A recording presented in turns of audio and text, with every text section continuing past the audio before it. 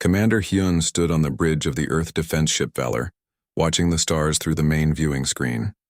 His hands gripped the metal railing as red lights flashed across every control panel. The alarm sounds filled the entire ship with their urgent warning.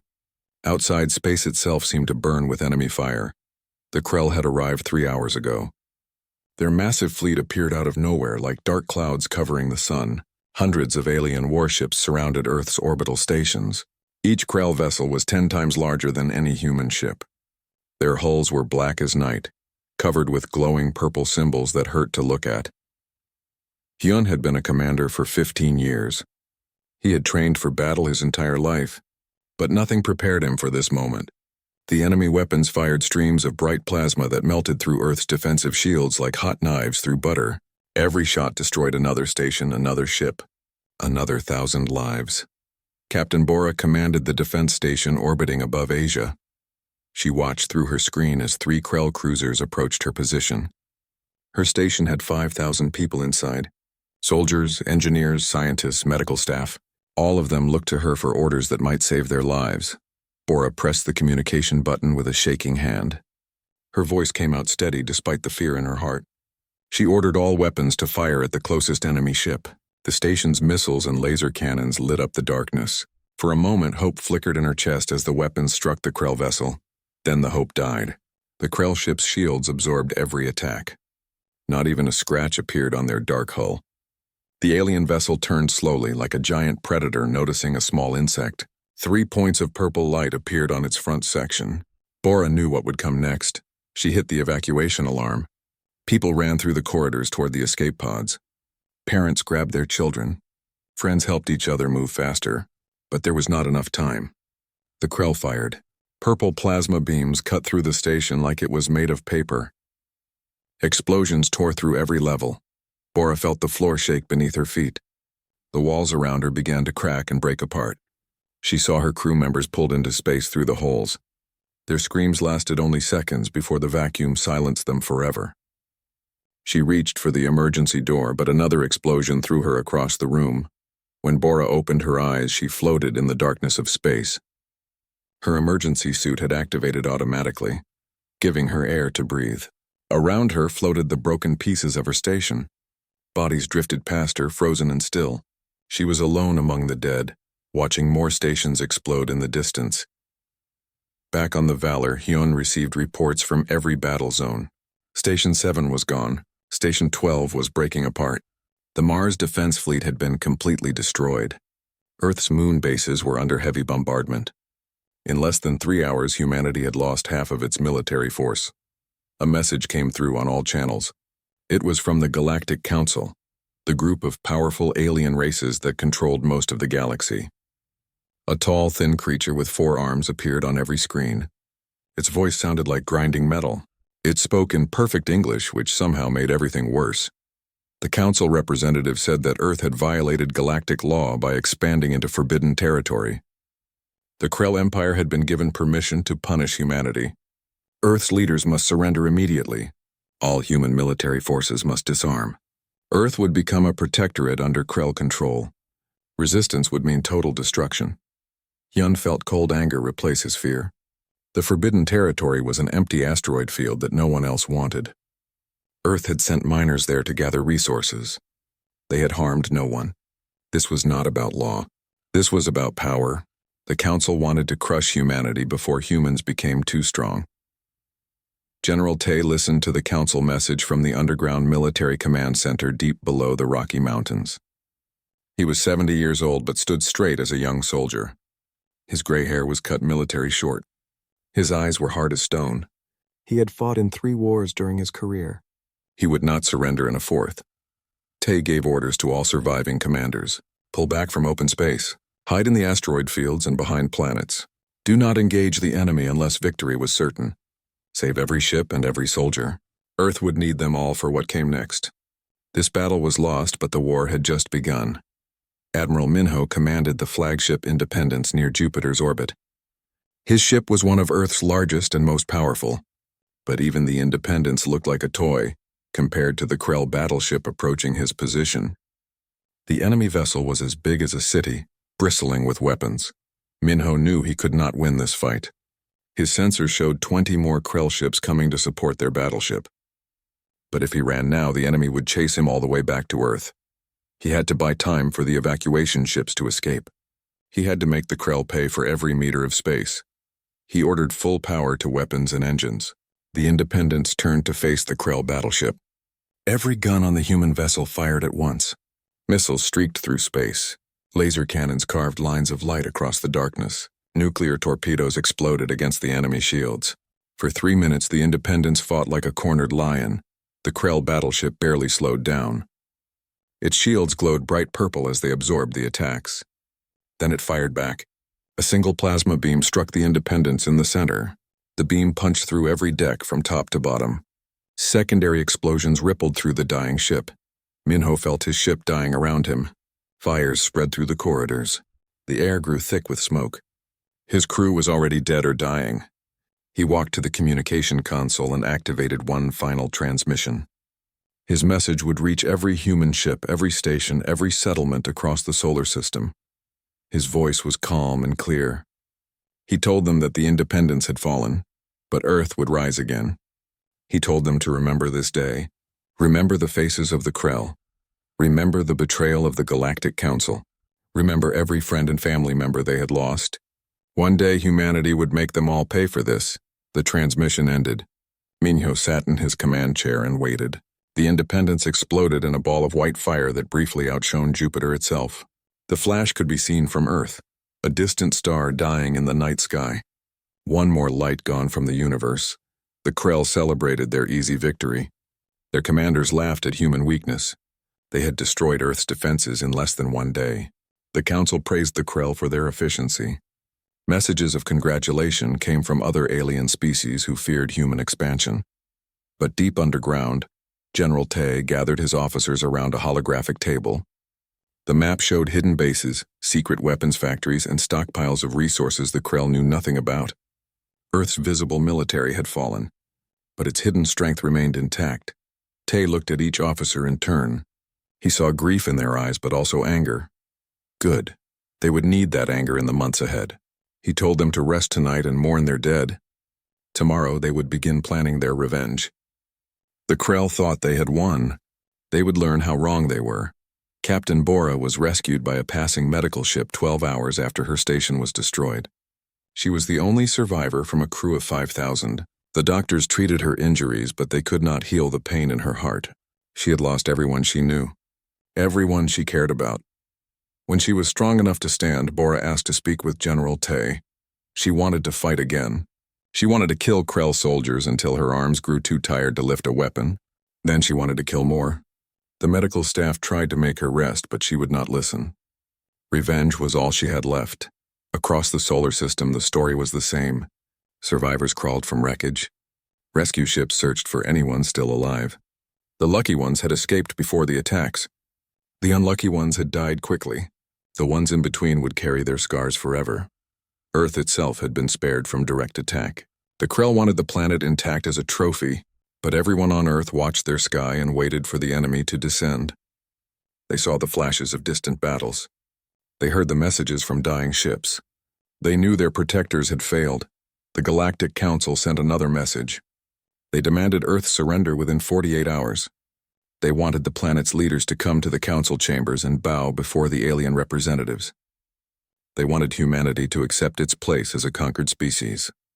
General Tay read the message and smiled for the first time in days. It was not a kind smile. It was the smile of a wolf who had been wounded but not killed. He deleted the message without responding. The council would have their answer soon enough, but it would not be the answer they expected. The Krell had made one critical mistake. They thought humans were like other species in the galaxy. They thought one defeat would break human spirit. They did not understand that humans were different. Humanity had survived ice ages, plagues, world wars, and extinction events. They had climbed from caves to the stars through pure determination. Now the Krell had given humanity something more dangerous than weapons or ships. They had given them a common enemy. They had united every human nation, every political faction, every R. 3 months had passed since the Krell destroyed Earth's orbital defenses. The alien occupation force now controlled all space around the planet. Their ships blocked any attempt to leave or enter Earth's atmosphere. Krell soldiers patrolled the ruins of the moon bases, making sure no humans returned. But deep beneath the Rocky Mountains, in a facility built during the old Cold War, General Tay had gathered Earth's best minds. The underground base was actually a massive city carved from solid rock. 20,000 people lived and worked in its hidden chambers. The Krell did not know this place existed. Dr. Yuna worked in Laboratory 7, the largest research facility in the base. She was only 32 years old, but already one of Earth's leading weapons scientists. Before the invasion, she had designed peaceful fusion reactors. Now she designed weapons that could kill Krell soldiers. On her workbench lay the remains of a Krell plasma rifle. Human scavenger teams had recovered it from a destroyed enemy shuttle. Yuna had spent weeks taking the weapon apart, studying every component. The technology was advanced, but not as advanced as the Krell wanted everyone to believe. She called her assistant Jiho to look at her latest discovery. Jiho was a young engineer who had barely escaped from Mars before the Krell destroyed the colonies there. He had lost his entire family in the attack. Now he poured all his grief into helping Yuna build better weapons. Yuna pointed to a small crystal inside the plasma rifle. This crystal generated the magnetic fields that shaped and directed the plasma. She had discovered something important. The crystal had a specific frequency. If you hit it with the right counter frequency, the whole weapon would overload and explode. Jiho understood immediately. If the rifles had this weakness, the ship shields probably did too. The same crystal technology powered everything the Krell used. Yuna smiled. It was the first genuine smile she had shown in months. They had found the enemy's weak point. She ran down the corridor to General Tay's command center. Her footsteps echoed on the metal floor. Guards saluted as she passed, but she barely noticed. This discovery could change everything. This could give humanity the weapon they needed to fight back. General Tay listened to her explanation without interrupting. His face showed no emotion, but his eyes grew brighter with each word. When Yuna finished, he called for Colonel Deho. The colonel commanded all special operations forces hiding in the asteroid belt near Mars. Colonel Deho appeared on the communication screen 20 minutes later. He looked tired but alert. Behind him, other soldiers moved through what appeared to be a converted mining station. These were Earth's guerrilla fighters, living in secret bases throughout the solar system. Deho had been training his troops in new tactics. The Krell fought in large formations with heavy weapons. They relied on their superior technology and shields. Human forces could not match them in direct battle. But in small unit actions, using surprise and speed, humans could win. He had studied old Earth military history. Guerrilla warfare from Vietnam, urban combat from Stalingrad, ambush tactics from ancient times. The Krell had never encountered these methods. The Galactic Council fought their wars in space, with fleets facing each other in open battle. They knew nothing of insurgency and sabotage. When Tay told him about Yuna's discovery, Daiho immediately saw the possibilities. His teams could build weapons that disrupted Krell shields. They could attack enemy outposts and actually hurt them. They could turn the hunters into the hunted.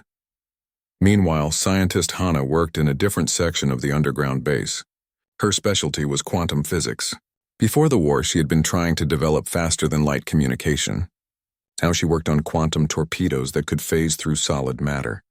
The basic idea was simple. Normal missiles and torpedoes hit enemy shields and exploded on the outside, but a quantum torpedo could pass through the shield while in a phased state, then rematerialize inside the enemy ship before detonating. No shield could stop it.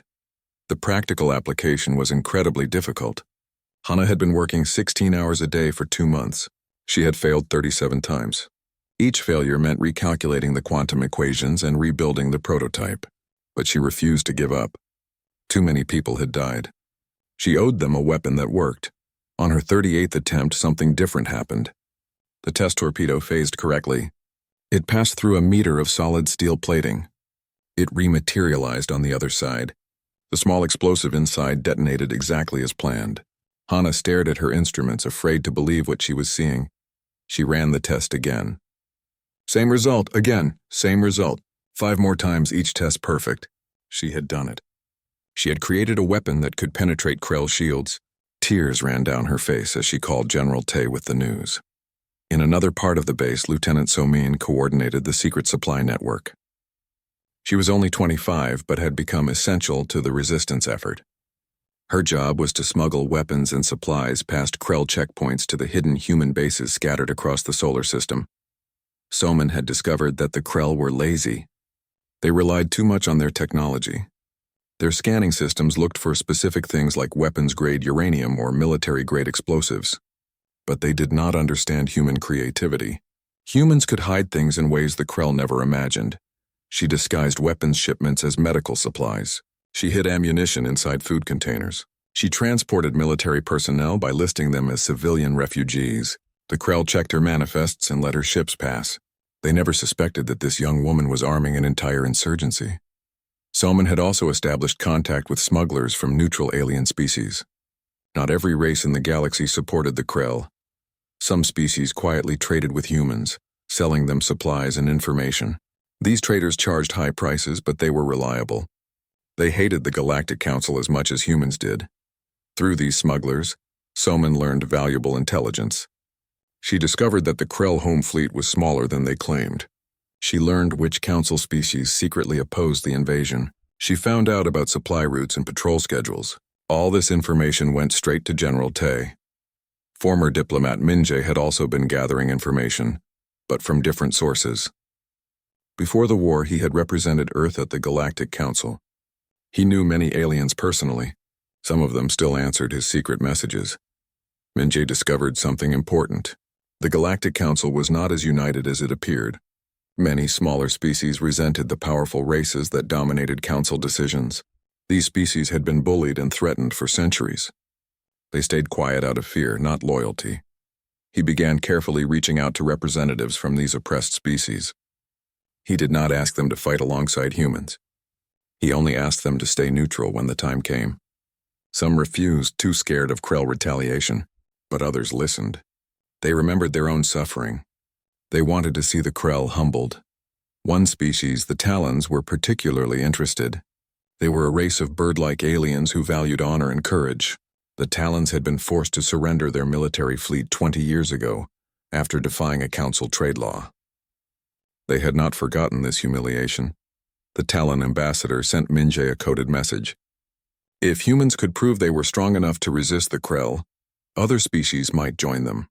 The galaxy was tired of council tyranny. Everyone was waiting for someone brave enough to fight back. Perhaps humans could be that someone.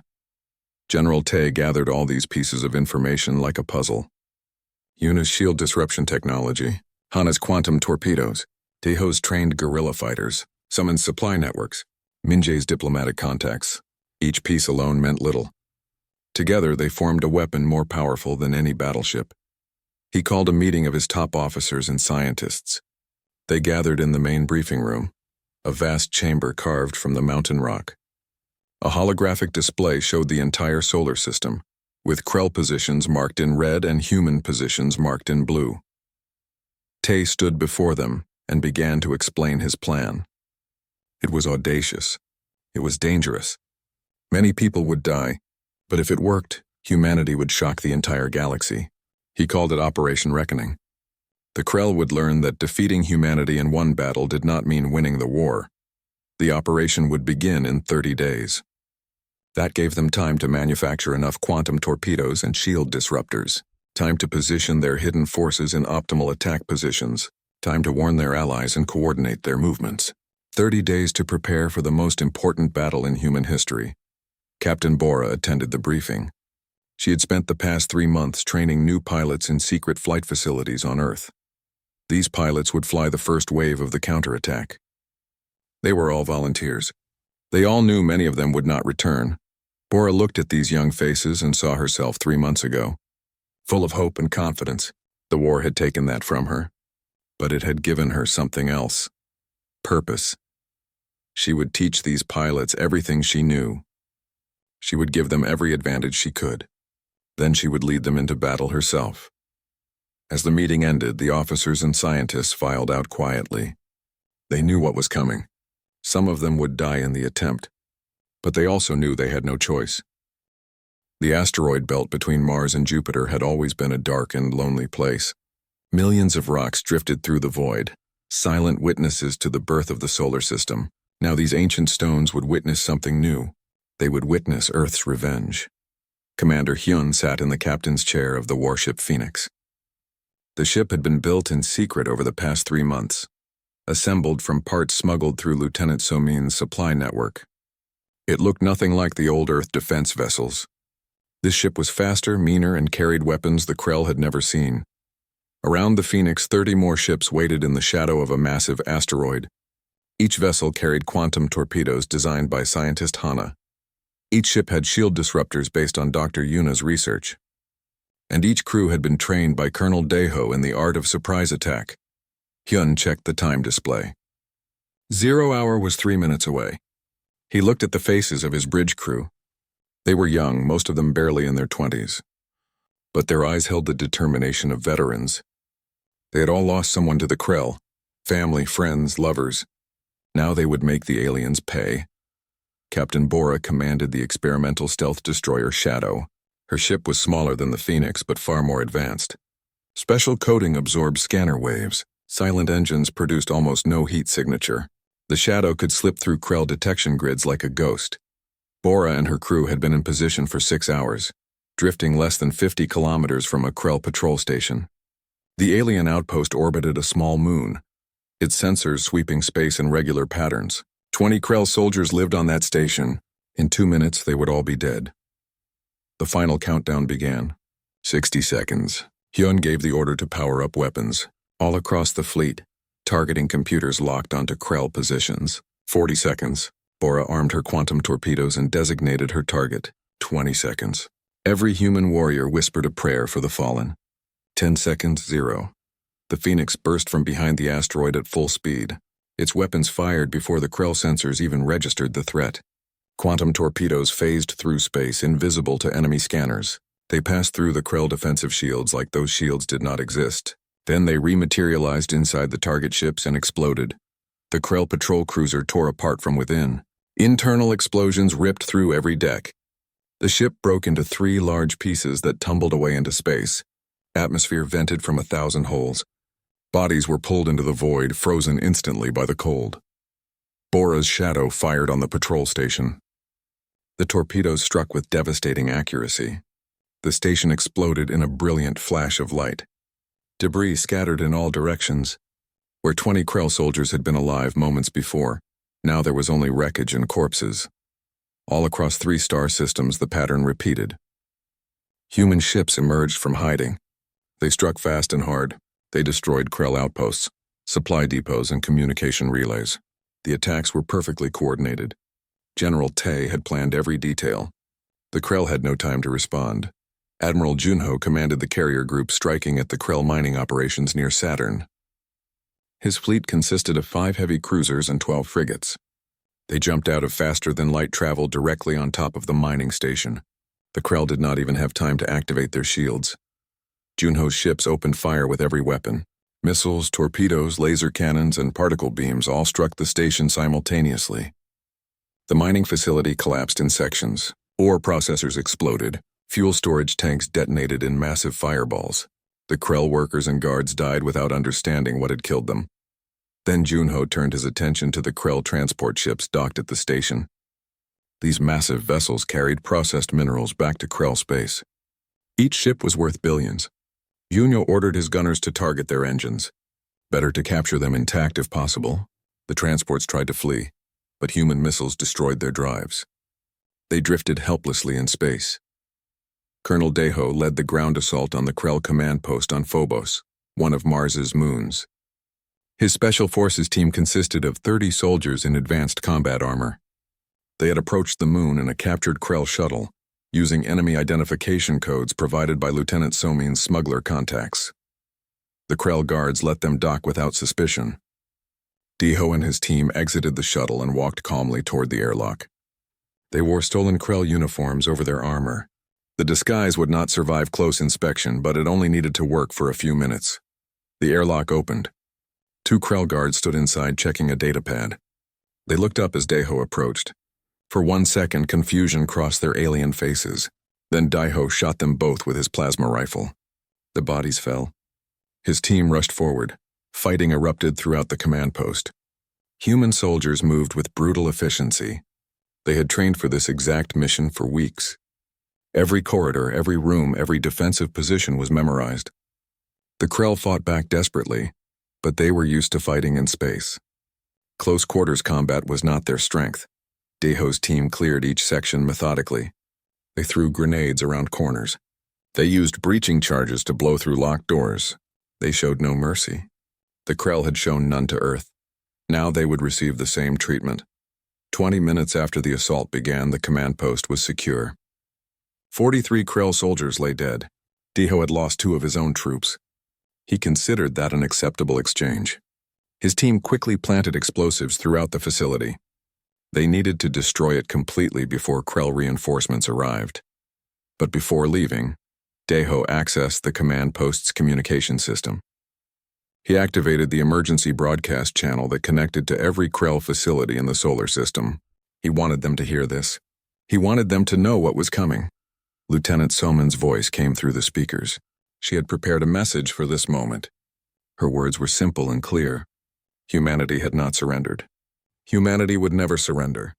The Krell invasion was over. Earth was taking back its space. Any Krell ship or soldier that did not leave the solar system within 24 hours would be destroyed. The message repeated in multiple languages, including Krell. Daeho set the timer on the explosives and led his team back to their shuttle. They launched just as the command post exploded behind them. The blast was so powerful it could be seen from Mars itself, a new star briefly shining in the sky. Commander Hyun watched the battle reports flowing across his tactical display. Every target was being hit. Every mission was succeeding. The Krell were in complete chaos. Their communication networks were jammed. Their supply lines were cut. Their outposts were burning. A Krell battleship finally responded to the attacks. The massive vessel emerged from behind Jupiter, its weapons charging. It was one of the largest ships in the Krell fleet, capable of destroying entire cities. Hyun smiled when he saw it. This was the moment they had planned for. He ordered the Phoenix and 5 other ships to engage the battleship. They spread out in attack formation. The Krell commander probably thought the human vessels were fleeing in panic. But Hyun was not running. He was setting up a crossfire. The battleship fired its main plasma cannon at the Phoenix. The beam was powerful enough to vaporize a moon. But Hyun had activated the shield disruptor. The device sent out a pulse on the exact frequency that Dr. Yuna had discovered. The Krell shields flickered and failed. For 3 seconds, the battleship was defenseless. That was all the time Hyun needed. 6 human ships fired quantum torpedoes simultaneously. 18 torpedoes phased through space and rematerialized inside the Krell vessel. They detonated in the ship's reactor core, ammunition storage, and command bridge. The battleship exploded like a miniature sun. The blast was so intense that human ships 3,000 kilometers away had to activate emergency radiation shields. When the light faded, nothing remained of the Krell vessel except an expanding cloud of superheated gas and metal fragments. The destruction of the battleship broke Krell morale. Their remaining ships began retreating. Some tried to jump to faster-than-light speed. Human missiles destroyed their drives before they could escape. Others attempted to hide in asteroid fields. Human ships hunted them down one by one. Within 48 hours of the first attack, the Krell occupation force had been completely destroyed. 12 outposts eliminated, 37 ships destroyed or captured, more than 4,000 Krell soldiers dead. Human losses were light in comparison. 8 ships damaged, 3 destroyed, 147 personnel killed. Captain Bora led the final assault on the last Krell position, a small garrison on one of Saturn's moons. The aliens tried to surrender, but Bora gave the order to fire anyway. She remembered her crew dying. She remembered floating alone in space. The Krell had shown no mercy then. They deserved none now. When the shooting stopped, Earth controlled its own space again. Human ships patrolled where Krell vessels had been. Human soldiers occupied the strategic positions. The solar system belonged to humanity once more. But this was only the beginning. Admiral Junho sent a message to General Tae on Earth. The operation was a complete success. All objectives achieved. The Krell were gone.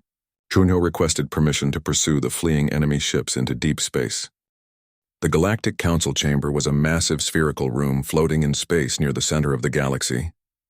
Representatives from 200 alien species sat in rows that curved around the chamber walls.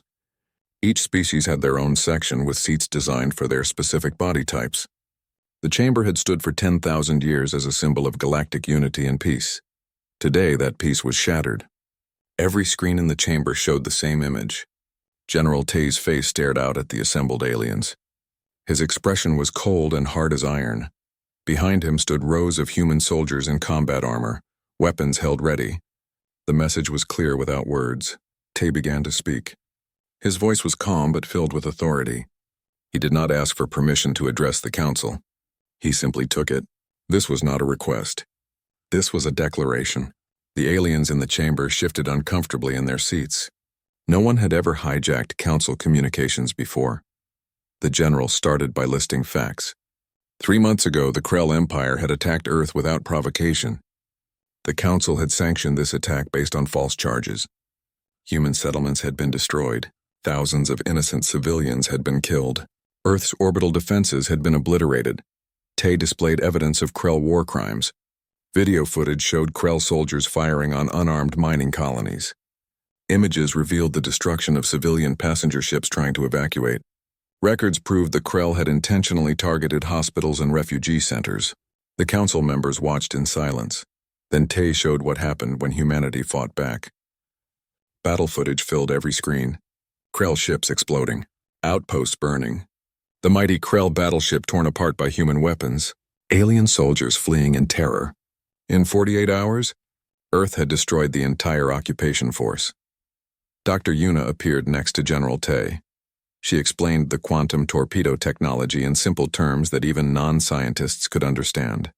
She showed diagrams of how the weapons phase through shields. She demonstrated the shield disruptor that could disable Krell defensive systems. And she made one thing perfectly clear. These weapons worked on all technology based on the same principles as Krell equipment. That meant most of the species in the council used similar systems. Earth now possessed weapons that could penetrate their defenses too. The quantum torpedoes did not care how thick your armor was or how strong your shields were. They would pass through and kill you anyway. A murmur of fear rippled through the council chamber. Some representatives demanded that Tay's transmission be cut off. Others called for immediate military action against Earth. But the council chancellor, a massive creature that looked like a floating jellyfish, ordered everyone to remain silent and listen. Former diplomat Minje spoke next. He had served at the council for 5 years before the war. He knew these aliens. He knew their fears and their weaknesses. His message was not angry like Tay's. It was sad and disappointed, which somehow hit harder. Minje reminded the Council of Earth's attempts at peaceful cooperation. Humans had followed every rule. They had paid every tax and fee. They had contributed to Council scientific projects and humanitarian missions. Earth had been a good galactic citizen, and the Council had rewarded this good behavior with death and destruction. But humanity was not alone in suffering Council injustice, Minje continued. He displayed a list of species that had been bullied, threatened, or attacked for defying Council demands. 15 different races appeared on the list. Some were present in the chamber. Others had been destroyed completely. Then Minje announced something that made the Council erupt in chaos. Ambassadors from 6 of those oppressed species appeared on screen next to him. They stood together in a show of solidarity. The Talons, the Vex, the Orions, the Centauri, the Sirius Collective, and the Outer Rim Alliance. Each ambassador made a brief statement. They declared formal alliance with Earth. They would trade with humans. They would share technology. And most importantly, they would defend each other against Council aggression. Together, these 7 species controlled significant territory and resources. They represented a new power block in galactic politics. Commander Hyun appeared on screen next. Behind him floated the Phoenix and dozens of other human warships. They were positioned in orbit around a strategically important asteroid field that contained rare minerals. The Krell had claimed this field as their territory. Now Earth controlled it. Hyun calmly explained that human forces now occupied 12 former Krell positions throughout this sector of space. Mining operations, fuel depots, and communication relay stations, all captured intact, all now belonging to Earth and its allies. Any attempt to retake these positions would be met with overwhelming force. Scientist Hana provided a demonstration of orbital bombardment capabilities. Human ships in Earth's orbit activated their targeting systems. The weapons locked onto coordinates on the Council Chancellor's homeworld, millions of light years away. The quantum torpedoes could be loaded into faster-than-light missiles. Earth could strike any planet in the galaxy. Hana did not threaten to actually fire. She did not need to. The message was clear. Earth had the capability to hit back at anyone who attacked them. Distance was no longer protection. The Council species had built their empires on the assumption that small new species could be bullied without consequence. That assumption was now dead. Captain Bora showed footage from the ground assault on Phobos. The video displayed human soldiers fighting Krell warriors in close combat. The humans moved with terrifying efficiency. They showed tactical skills and aggression that shocked the watching aliens. Most galactic species fought only in space. Hand-to-hand combat was considered primitive. But Bora explained that humans had been fighting each other for thousands of years before reaching space. They had perfected the art of war in ways the peaceful Council species had never imagined. Urban warfare, guerrilla tactics, psychological operations. Humans knew how to break an enemy's spirit as well as their body. Admiral Junho presented captured Krell soldiers to the cameras. The aliens looked beaten and afraid. They wore simple prison clothes instead of their proud military uniforms. Junho explained that these prisoners had provided valuable intelligence about Krell military capabilities and weaknesses. They had also revealed Council corruption and illegal activities. One Krell officer confirmed on camera that the attack on Earth had been planned for years. The Council had always intended to prevent humanity from becoming too powerful. The asteroid field incident was just an excuse. The real goal was to crush Earth's growing influence before it challenged Council authority. This revelation caused an uproar in the Council chamber. Several smaller species had suspected such plots against them. Now they had proof that the Council would destroy any species that threatened the established order. Trust, already fragile, began to crack completely.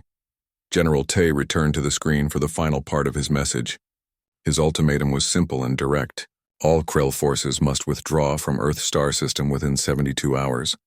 The Krell Empire must pay reparations for the destruction they caused, and Earth demanded permanent representation on the Council Security Committee with full voting rights. If these demands were not met, Tay promised total war. Earth and its allies would strike Krell military targets throughout the galaxy. They would disrupt trade routes. They would liberate oppressed colonies. They would make the Krell Empire pay in blood and treasure for every human life lost. But Tay offered one alternative. The Council could accept Earth as an equal partner. Humanity would share its technology with peaceful species. Earth would help defend weaker members against aggression. Together they could build a better, fairer galactic community. The choice was theirs. The transmission ended. General Tai's face disappeared from the screens. The Council chamber fell silent. 200 species sat in shock, trying to process what they had just witnessed. A new species, barely a century in space, had defeated one of the galaxy's major military powers. The implications were staggering. The Krell ambassador rose to speak. His species was known for their pride and arrogance. But today the ambassador looked pale and shaken. He tried to argue that the human attack was illegal, that Earth should be punished for destroying Krell forces. His voice lacked conviction. The Talon ambassador interrupted him. Her feathers were raised in a display of anger. She pointed out that the Krell had started this conflict. They had attacked a peaceful species without just cause. Now they were crying about the consequences. The Talons had no sympathy for such cowardice. Other species began to speak up. Some supported Earth, others defended the Krell. The chamber descended into chaos. Arguments broke out. Ancient rivalries surfaced. The Council Chancellor tried to restore order but failed. The unity that had held the galactic community together for millennia was breaking apart. In the end, the Council called for a recess. They needed time to discuss these developments in private. The Krell ambassador left the chamber quickly, already communicating with his military commanders. Other representatives gathered in small groups, whispering about this new situation. Back on Earth, General Tay watched the reactions through intercepted communications. Lieutenant Soman's intelligence network had infiltrated Council information systems. The Galactic Council reconvened after 48 hours of emergency sessions. The chamber was half empty. Many species had sent only junior diplomats instead of their primary ambassadors. This was a calculated insult to the Council's authority. It showed that faith in the old system was dying. The Council Chancellor opened the session with a grim announcement. The Krell Empire had formally requested mediation of the conflict with Earth. They were willing to negotiate terms. This was unprecedented. The Krell had never backed down from any confrontation in recorded galactic history. The fact that they would do so now spoke volumes about their fear of human capabilities. Ambassador Yuna entered the council chamber exactly 72 hours after General Tay's ultimatum. She was Earth's new representative to the council. Young, brilliant, and absolutely fearless. She had been a lawyer before the war, defending human rights in international courts. Now she would defend humanity's interests on a galactic scale. Yuna walked to the center of the chamber floor. Normally, new species representatives waited to be invited to speak, but Yuna did not wait. She activated a holographic display that showed human territorial claims. The map included Earth's solar system, the asteroid belt the Krell had tried to steal, and 12 other strategic locations now under human control. Her voice was calm and professional as she presented Earth's demands. Full recognition of human sovereignty over all claimed territories, removal of all restrictions on human expansion and colonization, immediate seat on the Council Security Committee with equal voting rights, and most importantly, a formal treaty guaranteeing that no Council species could attack another member without unanimous approval. The last demand caused the most controversy. It would fundamentally change how the Council operated. Currently powerful species could bully weaker ones with Council approval. Yuna's proposed treaty would end that system. Every species would have protection under law. Force could not override justice. Several ambassadors immediately objected. They argued that such a treaty would paralyze the Council. How could they maintain order without the ability to punish rogue species? Yuna smiled. She asked them to define rogue behavior. Was it exploring unclaimed territory like Earth had done, or was it attacking peaceful neighbors without provocation, like the Krell had done? The Krell ambassador sat in humiliated silence. His government had already sent him secret instructions. Accept any reasonable terms. End this conflict before it destroyed the Empire. The human weapons were too effective. The human alliance with other species was growing too quickly. The Krell military command estimated they would lose a prolonged war. After 2 hours of debate, the Krell ambassador rose and delivered his government's official surrender statement. The Krell Empire acknowledged wrongdoing in the attack on Earth. They offered to pay reparations totaling 5 trillion galactic credits. They would transfer ownership of advanced technology including shield generators and faster-than-light drive improvements. They would withdraw all military forces from disputed territories. The chamber sat in stunned silence. 5 trillion credits was an enormous sum. The technology transfers alone were worth more than most species earned in a century. The Krell were essentially buying peace at any price. It was a complete and total victory for Earth. But Yuna was not finished. She announced the formation of the Terran Science Directorate, a new organization that would coordinate research and development across Earth and its allied species. Dr. Yuna would lead the directorate. Their first priority would be developing defensive technologies to protect weaker species from aggression. Yuna explained that Earth would share selective technology with allied species. Not weapons, but defensive systems, shield improvements, scanner upgrades, medical advances, agricultural techniques, things that would improve quality of life and security. In return, these species would share their own knowledge and resources. Over the next several weeks, ambassadors from 20 more species approached Yuna privately. They wanted to join the alliance Earth was building. Some were motivated by fear of their own oppressors. Others saw economic opportunity. A few genuinely believed in Earth's vision of a fairer galactic order. Yuna carefully vetted each applicant. Commander Hyun received a promotion to Fleet Admiral. He took command of the new Earth Defense Coalition, a combined military force drawing personnel from all allied species. The coalition established bases throughout human territory. Massive shipyards began construction around Earth's moon and in the captured asteroid fields. The shipyards operated day and night. Engineers and construction workers from a dozen species worked side by side, building vessels that combined the best technology from multiple civilizations. Human weapon systems, Talon navigation computers, Vex power generators. Each ship was more advanced than anything the galaxy had seen before. General Tay watched these developments from his office on Diberes, Earth. He had retired from active command, but still advised the military on strategic matters. He was proud of what humanity had accomplished. In less than 6 months, they had gone from defeated victims to galactic power players. But he knew this was just the beginning. Other Council species watched Earth's rise with mixed emotions. Some saw opportunity for partnership and mutual benefit. Others saw a dangerous rival that needed to be contained. A few powerful empires began quietly building their own military forces, preparing for future conflicts. The galaxy was changing, and change always brought both hope and danger. Colonel Deho established the first mixed-species Special Forces Academy on Mars. Human instructors taught hand-to-hand combat, tactics, and survival skills. Alien instructors contributed their own expertise in technology, linguistics, and xenobiology.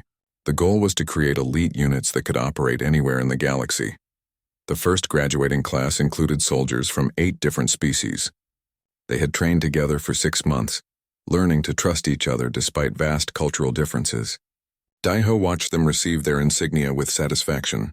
These warriors would form the core of the Coalition's Rapid Response Forces. Captain Bora commanded one of the new fortress stations orbiting Earth. The station was 10 times larger than anything humans had built before the war. It bristled with quantum torpedo launchers, particle beam cannons, and advanced sensor arrays. 3,000 personnel lived and worked aboard, constantly vigilant for any threat. Bora had found peace in her new role. She would never forget the crew she lost, but she had found a new family among the station personnel. They relied on her leadership and experience. She made sure they were always ready for battle, but she also made sure they remembered what they were fighting for. Home, family, freedom. Dr. Yuna's science directorate made breakthrough after breakthrough. They improved the quantum torpedo design, making it smaller and more powerful. They developed new materials that were stronger and lighter than anything previously known. They created medical treatments that could heal injuries the old technology considered fatal. But Yuna kept the most advanced weapons research secret. She knew that sharing everything would be dangerous. Some species might use the technology for conquest instead of defense. Earth needed to maintain a technological edge. It was the only way to guarantee that no one would ever attack humanity again. Scientist Hana focused on developing better sensors and detection systems. She wanted to make sure Earth would never be surprised by an attack again. Her new scanner network could detect ships entering the solar system from millions of kilometers away. Early warning would give defenders time to prepare. Lieutenant Soman expanded her intelligence network across the galaxy. She recruited agents from dozens of species. Some worked for money. Others worked because they believed in Earth's cause. Together, they provided a constant stream of information about potential threats, political developments, and technological advances. The information Soman gathered proved invaluable when tensions rose between 2 council species over a border dispute. Ambassador Yuna used this intelligence to broker a peaceful resolution. Both sides were impressed by Earth's diplomatic skills and detailed knowledge of the situation. Yuna's reputation as a skilled negotiator grew. Former diplomat Minjae became Earth's cultural ambassador. He traveled to alien homeworlds explaining human history, art, and philosophy. He helped other species understand that humanity was more than just warriors and scientists. Humans were poets, musicians, teachers, and healers. They had culture and beauty along with strength. Minji's cultural exchanges built bridges between species that had never communicated before. Humans learned alien songs and dances. Aliens studied human literature and painting. These connections might seem small compared to military alliances and trade agreements, but they created understanding. And understanding prevented future conflicts. 1 year after the Krell invasion, Earth celebrated Liberation Day. Cities across the planet held parades and ceremonies.